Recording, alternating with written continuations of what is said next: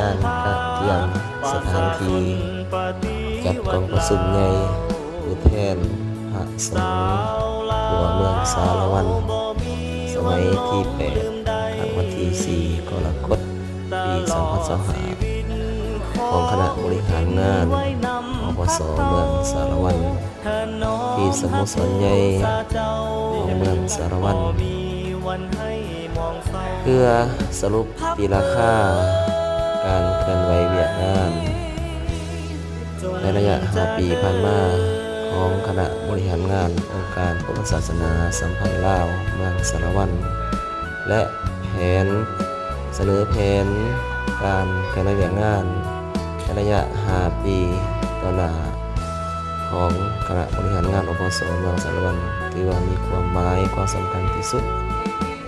ในการจัดองค์ประชุมในครั้งนี้